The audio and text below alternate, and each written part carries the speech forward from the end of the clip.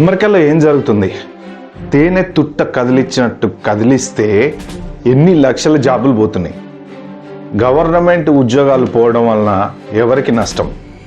ఈ government employees అంతా నిజంగా ఐటీ జాబులు చేస్తారా? డోజ్ అనేది స్టార్ట్ చేసి మిస్యూజ్ అవుతున్న ఫండ్స్ని ఒక కొలికి తీసుకురావాలని ఎలాన్ మస్క్ చేసిన ప్లాను వర్కౌట్ అవుద్దా? అసలు దీనివల్ల నష్టాలేంటి? ఇవాళ మనం ఈ వీడియోలో తెలుసుకుందాం.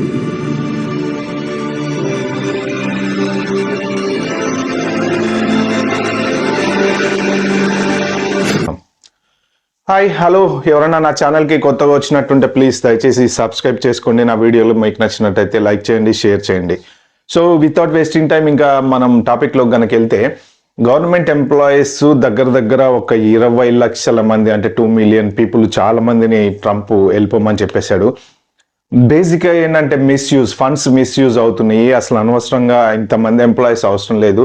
మనం ఏమన్నా డబ్బులు సేవ్ చేయొచ్చు అంటే ఒక దగ్గర $1 బిలియన్ మిగులుతాయి. ఈ $1 బిలియన్ మళ్ళీ సిస్టంలో ఇన్వెస్ట్ చేయొచ్చు అనేసి ట్రంప్ మాస్టర్ ప్లాన్ చేశాడు. అలాగే మస్క్ని తీసుకొచ్చి ఒక డోజ్ అనే కంపెనీ క్రియేట్ చేసి డిపార్ట్మెంట్ ఆఫ్ గవర్నమెంట్ అనేసి ఒక సంస్థను క్రియేట్ చేశాడు. దాన్ని మస్క్కి ఇచ్చేశాడు. సరే, నువ్వు దీని ప్రకారం ఏమన్నా ఫండ్స్ మిస్యూజ్ అయినాయి ఏమన్నా ఉంటే చూసుకోమన్నారు. సో యుఎస్ ఎయిడ్లో కూడా ఎన్నెన్ని మిస్యూజ్లు అయినాయి ఏంటి అని చెప్పేసి ఇప్పుడు ఆ ఫండ్స్ కూడా ఎక్కడికక్కడ ఆపేశారు. అసలు ప్రెసెంట్ అమెరికా గవర్నమెంట్లో ఏం జరుగుతుంది?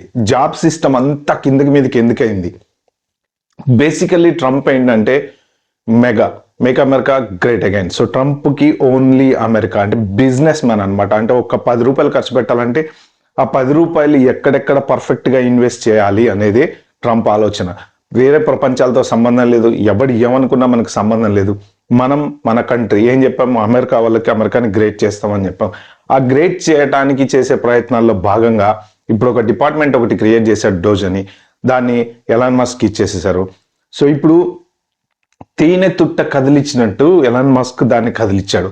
సో దాంట్లోంచి ఏమేమి బయటపడ్డాయి అంటే, ఎన్ని ఫండ్స్ మిస్యూజ్ చేశారు, అన్నెసెసరీగా ఎన్ని ప్రాజెక్ట్స్కి డబ్బులు పెట్టారు, ఆ డబ్బులు ఎంతెంత వేస్ట్ అయినాయి, ఇవన్నీ కూడా బయటకు వస్తున్నాయి. సో దీనికి తోడు ఈ 20 లక్షల ఉద్యోగాలు అనేవి ఆల్రెడీ వెళ్ళిపోమని చెప్పారు. దాదాపు 1 లక్ష మంది ఆల్రెడీ వెళ్ళిపోయారు. సో కొన్ని డిపార్ట్మెంట్స్ని అయితే పెయిడ్ లీవ్ కింద పెట్టేశారు. అసలు ఏం జరుగుతుందో అర్థం కాని పరిస్థితుల్లో ఉంది. సో బేసిక్గా ఈ 20 లక్షల ఉద్యోగాలు తీసేదాని గురించి ఫస్ట్ మాట్లాడుకుందాం. 20 లక్షల ఉద్యోగాలు కనుక పోతే వీళ్ళంతా ఎక్కడ అకామిడేట్ అవుతారు? సో వీళ్ళకి 8 months శాలరీ ఇస్తారు కాబట్టి కొన్ని రోజులు వీళ్ళు సేఫ్గా ఉంటారు. ఆ తర్వాత ఏంటంటే గవర్నమెంట్ ప్లాన్ వీళ్ళందరికీ ట్రైనింగ్ ఇచ్చేసి ప్రైవేట్ కంపెనీస్లో, అంటే ఇప్పుడు ఐటీ జాబ్ చేయగలిగే వాళ్ళు ఐటీ జాబ్ కానీ, లేకపోతే నాన్ ఐటీ జాబ్స్ ప్రైవేట్ కంపెనీల్లో చాలా ఉంటాయి. కానీ మీకు రిలవెంట్ ఏదైతే మీరు స్కిల్ చేసుకోగలరో అది నేర్చుకుని అటువంటి జాబులలోకి వెళ్ళాలనేసి మన గవర్నమెంట్ ప్లాన్ అయితే ఉంది. సో ఇప్పుడు వీళ్ళు ఒకవేళ ఐటీ జాబ్లో ఫర్ సపోజ్ 20 లక్షల మందిలో ఎంతోమంది ఎడ్యుకేటెడ్స్ ఉంటారు, ఈజీగా ఐటీ నేర్చుకుని ఐటీలోకి రాగల వాళ్ళు ఉంటారు.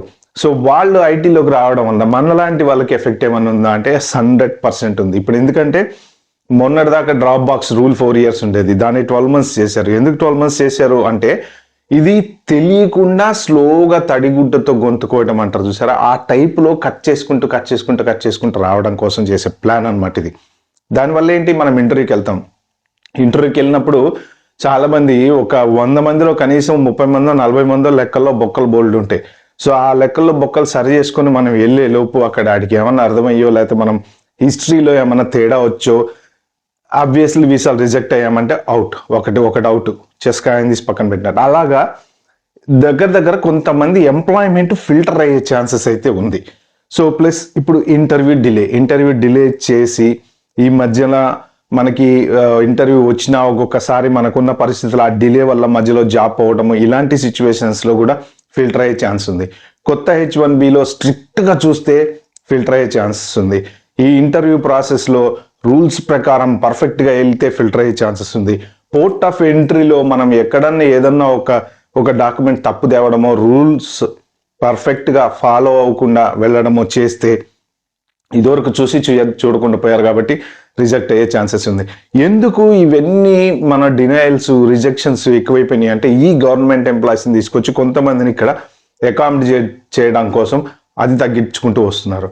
సో ఇదంతా బాగానే ఉంది. అసలు జాబ్ మార్కెట్ ఎఫెక్ట్ ఏమన్నా అవుతుందా అంటే, జాబ్ మార్కెట్ ఎఫెక్ట్ అవ్వడానికి చాలా చాలా రకాల ఇవైతే ఉన్నాయి మన ఈక్వేషన్స్. ఎందుకు అంటే యుఎస్ఏడ్ అనేది ప్రస్తుతానికి ఆపేశారు. అసలు ఎటువంటి ప్రాజెక్ట్స్ కూడా దాదాపు అన్లెస్ అంటిల్ ఏదన్నా గవర్నమెంట్కి సంబంధించిన ఒక హైలీ డిజైన్డో లేకపోతే సెక్యూరిటీ ప్రాజెక్టో ఇలాంటి వాటికి ఇవ్వటం తప్ప ఎటువంటి దానికి ఫండ్స్ రిలీజ్ చేయొద్దు అని చెప్పారు. సో ఆ ఫండ్స్ రిలీజ్ చేయకపోవడం వల్ల వచ్చే ప్రాబ్లం ఏంటి అంటే ఈ ఏవేవైతే కాంట్రాక్ట్లు ప్రెసెంట్ ఇప్పుడు గవర్నమెంట్ రిలేటెడ్ కాంట్రాక్ట్స్ చాలా ఉంటాయి మన ఐటీ కంపెనీస్ కూడా. సో ఆ గవర్నమెంట్ రిలేటెడ్ కాంట్రాక్ట్స్ ఏమేమైతే ఉన్నాయో అవన్నీ ఇప్పుడు 6 months కాంట్రాక్ట్ రాస్తారు, 1 year కాంట్రాక్ట్ రాస్తారు. అలా ఎవరైతే కాంట్రాక్ట్ దగ్గరికి వస్తారో ఆ కాంట్రాక్ట్లు ఎక్స్టెన్షన్ అయ్యే ఛాన్స్ లేదు, ఎందుకంటే ఫండ్స్ లేదు కాబట్టి. ఎక్స్టెన్షన్ అవ్వకపోవడం వల్ల ఏంటయ్యా నష్టము అంటే ఆ పర్టికులర్ ప్రాజెక్ట్ మీద పనిచేసే ఎంప్లాయీస్ ఎవరైతే ఉన్నారో వాళ్ళందరి జాబులు కూడా పోయే ఛాన్సెస్ ఉన్నాయి. లేదు ఎక్స్టెండ్ అంటే ఇప్పుడు 100 మంది ఉంటే ఆ ప్రాజెక్ట్లో ఒక 10 మంది ఉంచుకొని 90 మందిని తీసే ఛాన్సెస్ ఉన్నాయి. ఎందుకంటే ఫండ్ శాలరీస్ ఇవ్వాలంటే ఫండ్ ఉండాలి, ఫండ్ లేదు కాబట్టి. సో ఇలాగా ఒక్క చోట ఒక తేనె తొట్ట కదిలిస్తే ఇన్ని జరుగుతున్నాయి అన్నమాట.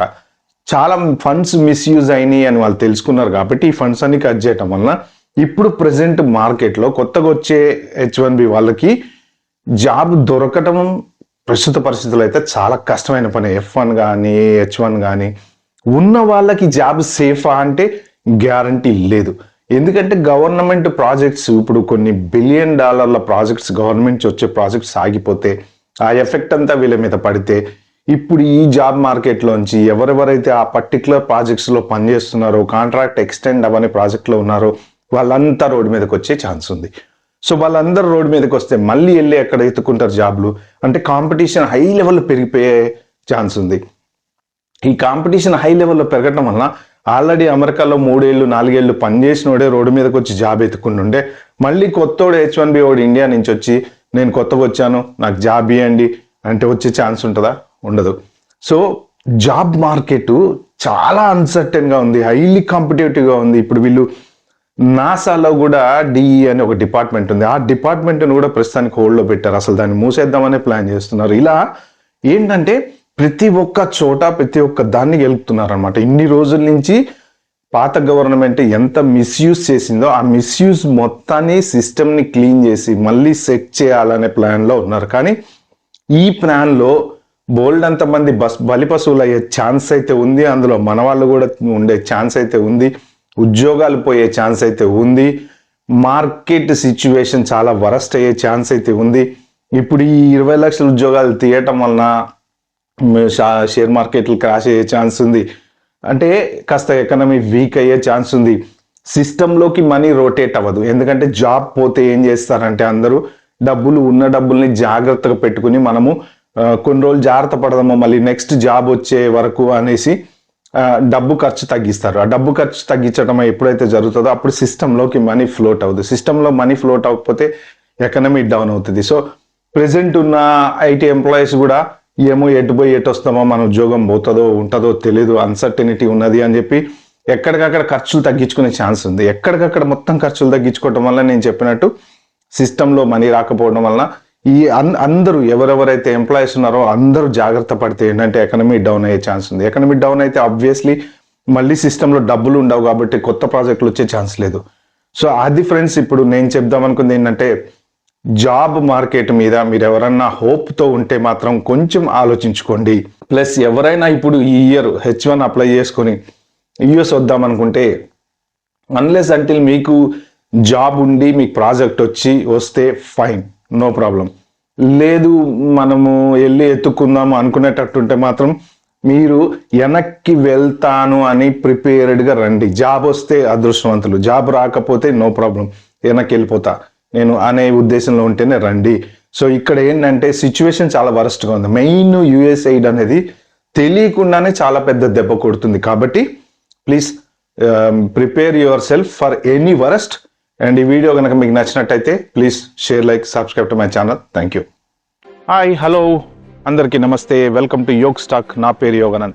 ఎప్పటికప్పుడు ఇంపార్టెంట్ ఇన్ఫర్మేషన్తో, లేటెస్ట్ అప్డేట్స్తో, అమెరికా ఇమిగ్రేషన్ విషయాలు, యూకే ఇమిగ్రేషన్ విషయాలు, ఇండియాలో ఏం జరుగుతుంది, ఇలాంటి మంచి మంచి విషయాలతో ప్రతిరోజు మీ ముందుకు వస్తున్నాను.